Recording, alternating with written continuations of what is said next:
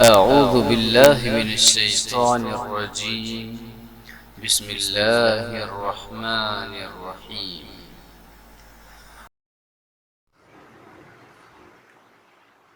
اللہ رب العزت کے جلیل القدر اولو العزم پیغمبروں میں سے ایک جلیل القدر پیغمبر جناب زکریا علیہ السلام ہیں۔ ان کا تذکرہ بھی اللہ سبحانہ و تعالی نے قرآن مجید میں کئی ایک مقامات پہ بیان فرمایا۔ سورۃ آل عمران میں جہاں اللہ رب العالمین نے آل عمران کا ذکر فرمایا ہے، حضرت عمران کی بیوی نے، جو کہ حضرت عیسیٰ علیہ السلام کی نانی لگتی ہیں، جب انہوں نے یہ نظر مانی تھی کہ اللہ نے مجھے بیٹا دیا تو میں اس کے دین کے لیے اور بیت المقدس کی خدمت کے لیے وقف کر دوں گی، تو اللہ تعالیٰ کے لیے اس طرح کی نظر ماننا، جس کو فارسی میں نیاز بھی کہتے ہیں، نظر و نیاز، نیاز ہو یا نظر ہو ایک ہی معنی ہے، اور یہ اللہ کے لیے ہونی چاہیے۔ ایسا نہیں ہے کہ نظر اللہ نیاز حسین، نہیں، یہ بات غلط ہے۔ یہ تو وہی بات ہوگی زکوٰۃ اللہ کے لیے، صدقہ غیر اللہ کے لیے۔ جس طرح زکوٰۃ بھی اللہ کے لیے، صدقہ بھی اللہ کے لیے، اسی طرح نظر اور نیاز دونوں اللہ کے لیے۔ یہ صرف زبان کا فرق ہے، نظر عربی زبان کا لفظ ہے اور نیاز فارسی زبان کا لفظ ہے، دونوں اللہ کے لیے۔ اور جب انسان کوئی نظر مان لے کسی ایسے کام پر جو اللہ کی اطاعت والا کام ہو، فرما برداری والا کام ہو، تو اس نظر کو پورا کرنا چاہیے۔ مثلا کسی نے نظر مانی کہ اگر میں امتحان میں پاس ہو گیا تو میں 3 روزے رکھوں گا، تو اس کو رکھنے چاہیے، یہ نظر ہے۔ تو حضرت آل عمران کی عورت نے یہ نظر مانی تھی کہ اللہ نے مجھے بیٹا دیا تو میں اس کو اللہ کے دین کے لیے، بیت المقدس کی خدمت کے لیے وقف کر دوں گی۔ اللہ تعالیٰ کی کرنی ایسی ہوئی، اللہ تعالیٰ کی مشیت کہ بیٹی پیدا ہو گئی، حضرت مریم۔ اس ضمن میں حضرت زکریا علیہ السلام کا ذکر ملتا ہے،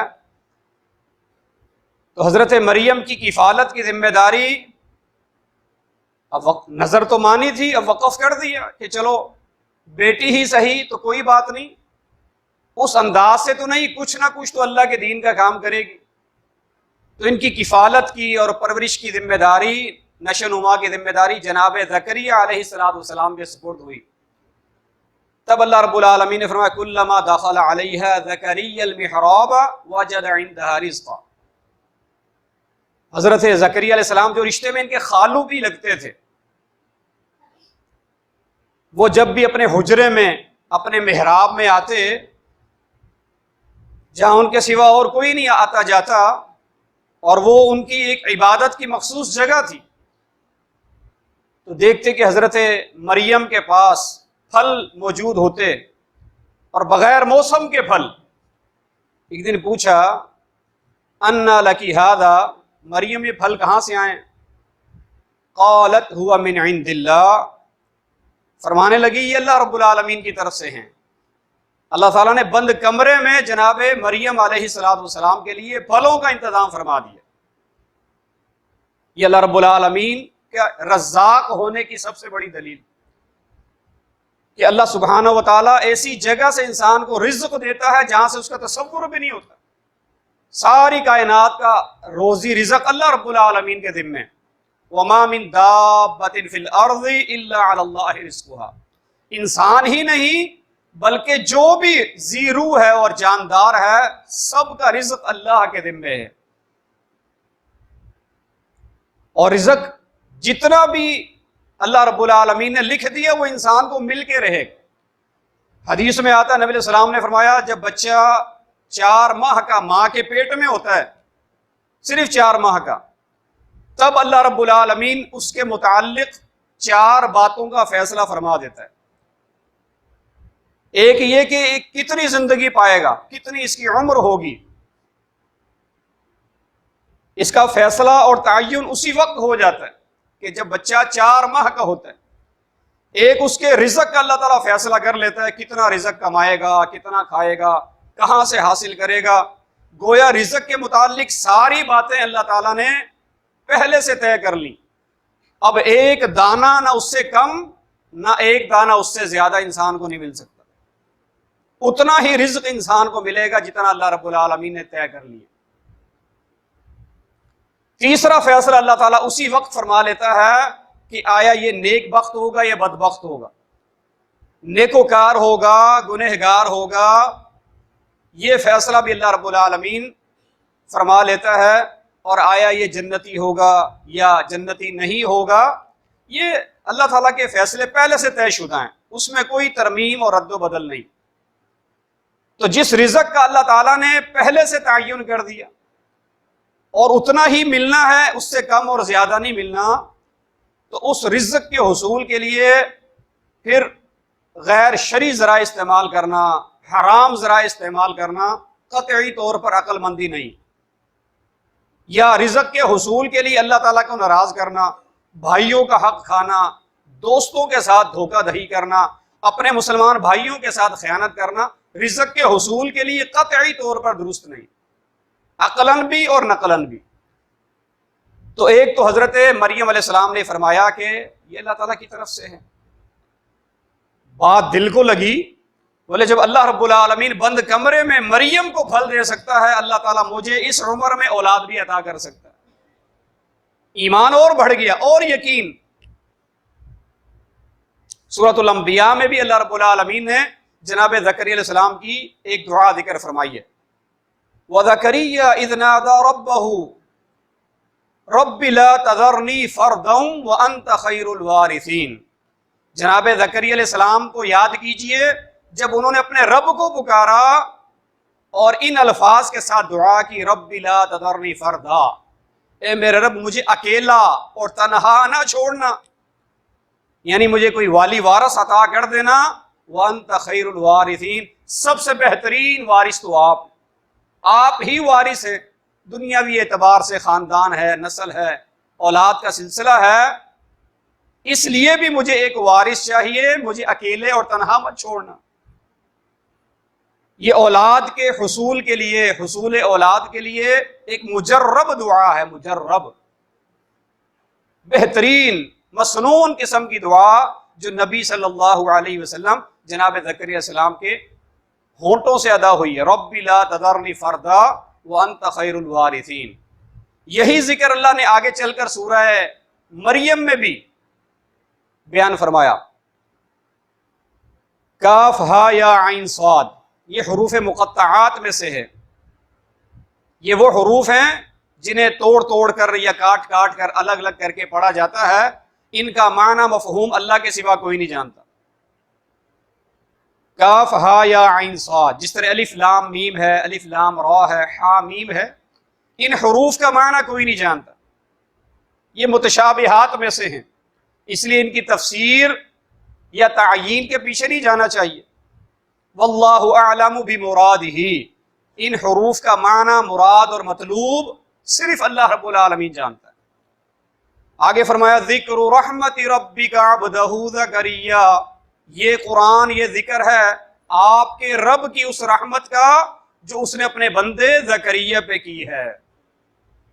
یہ تذکرہ ہے کس کا؟ جناب زکریا پر اللہ کی رحمتوں کا ذکر ہے۔ یہ اذ نادى ربہ نداء خفیا، اپنے رب کو بڑی ہی خاموشی کے ساتھ چپکے چپکے اپنے رب کو یاد کر رہے تھے، اپنے رب کو پکار رہے تھے۔ کوئی سن نہ لے، کوئی دیکھ نہ لے کہ زکریا علیہ السلام دیکھو اس عمر میں اللہ رب العالمین سے اولاد مانگ رہے ہیں، تو اللہ رب العالمین سے بڑے ہی مخفی انداز سے چپکے چپکے اللہ تعالیٰ سے دعا مانگ رہے ہیں۔ وہ تو اللہ تعالیٰ تو ویسے بھی علیم بذات الصدور ہے۔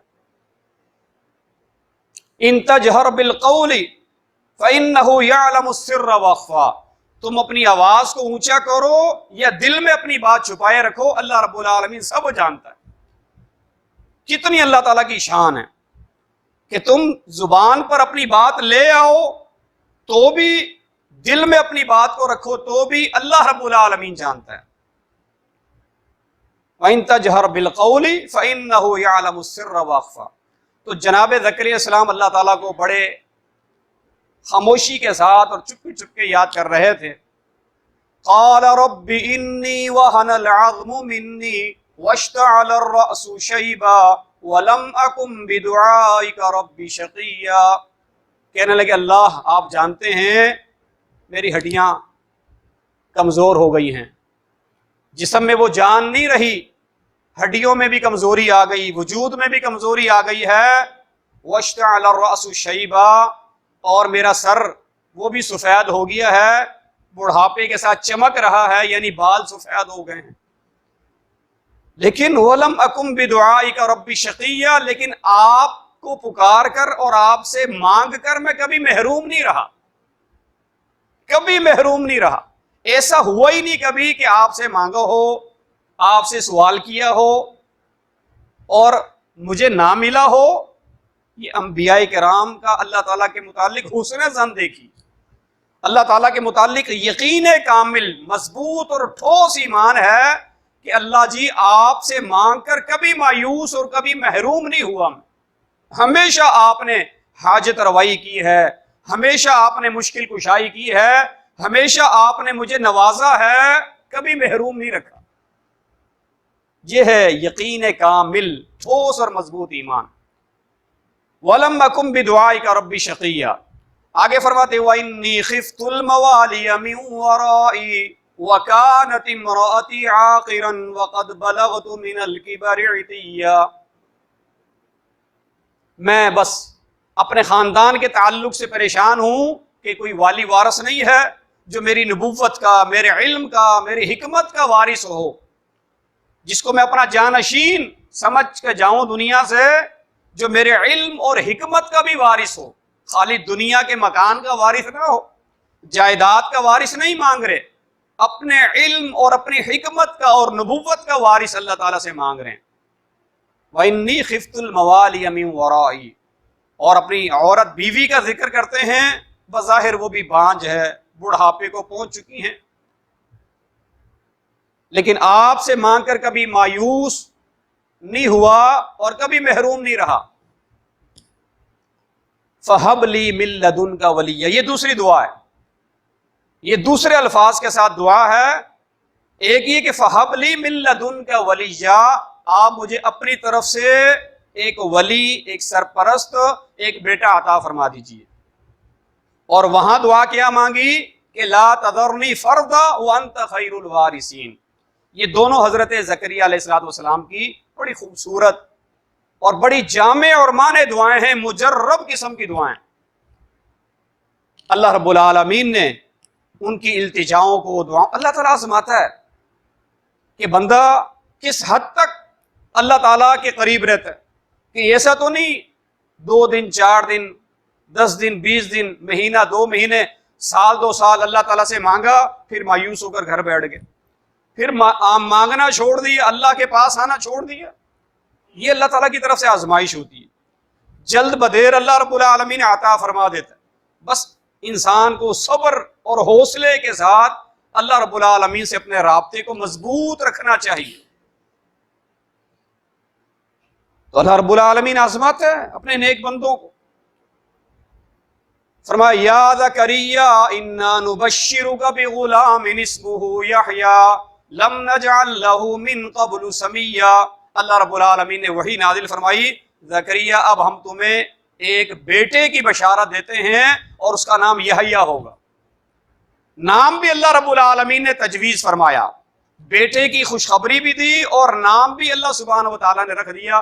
کتنا عظیم اور مبارک یہ گھرانہ ہے، باپ بھی نبی ہے، بیٹا بھی آگے نبی ہے، اور اس کا تو نام بھی اللہ رب العالمین نے خود سے تجویز فرمایا ہے، یحییٰ، اور فرمایا لم نجعل لہ من قبل سمیا، اس نام کا اس سے پہلے ہم نے کوئی نہیں بھیجا، یہ پہلا بچہ ہے جس کا نام دنیا میں یحییٰ رکھا گیا، لم نجعل لہ من قبل سمیا۔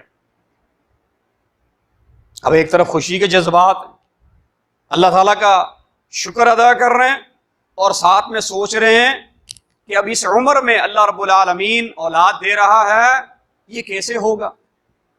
بظاہر اسباب جو نہیں ہیں، عمر کا بھی ایک تقاضا ہے، بڑھاپا بھی ہے، بالوں میں سفیدی اور چاندی بھی اتر آئی ہے، اب یہ کیسے ہوگا؟